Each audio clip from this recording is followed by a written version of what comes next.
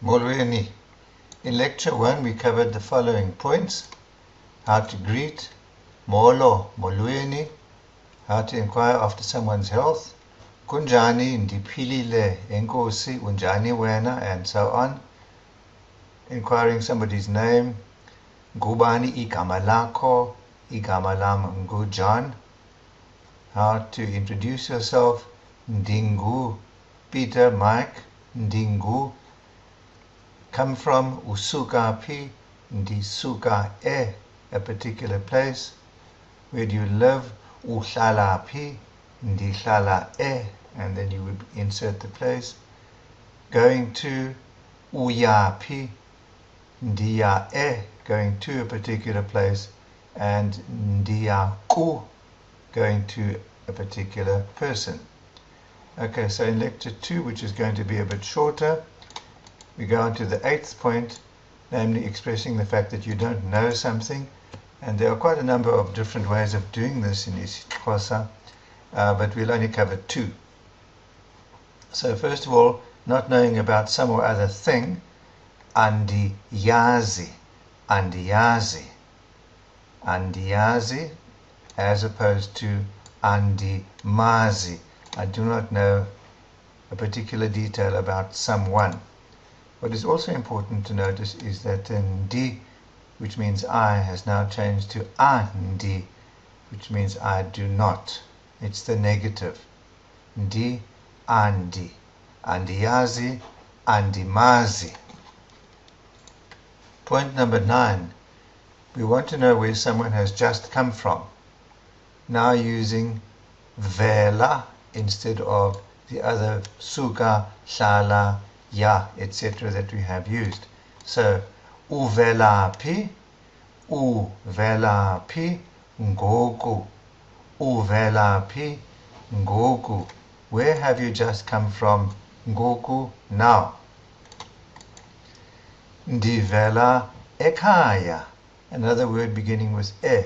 Now, ekhaya, from home. Ndivela ewodini, ndivela esibhedlele. Or you could say, having come from a person, ndivela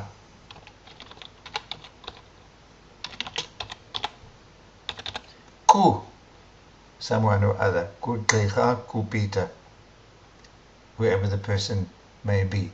Vela, the operative verb. Point number 10 is, how do we say goodbye in isiXhosa? How do you take leave of someone? So there isn't an exact phrase for goodbye, but what one would say is the following, depending on whether you are going or whether you are staying. Hamba, hamba kakuhle, hamba kakuhle, or sala kakuhle, go or stay well. So if you would leave my office, I would say to you, hamba kakuhle. You would say to me, because I'm remaining in my office, sala kakuhle. We could use that as well if you are taking leave of a group of people, as I would say to all of you, hamba ni kakuhle, hamba ni kakuhle. The ni is the same ni we used in molweni, all of you. Kakuhle is an adverb which you would use to express that something is done well. Hamba or sala kakuhle. And in response, one could also say nawe, and the same to you.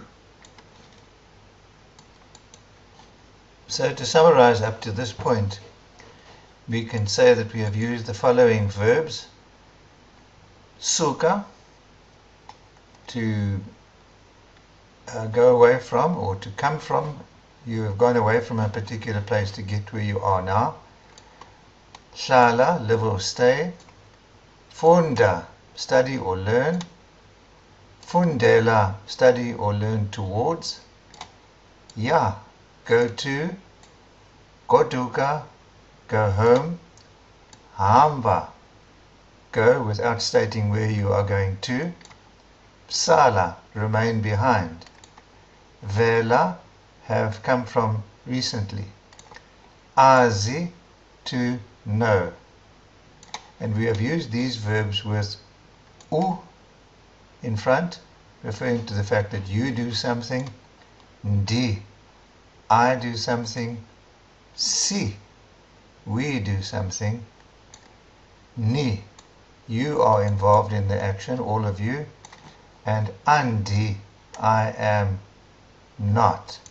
And we have used these verbs together with the questioning words pi, meaning where, ndoni, meaning what, together with words to illustrate what the action was or is or has been like, by saying funda, for example, kakhulu, a lot, ngoku, doing something now, kakuhle, doing something well.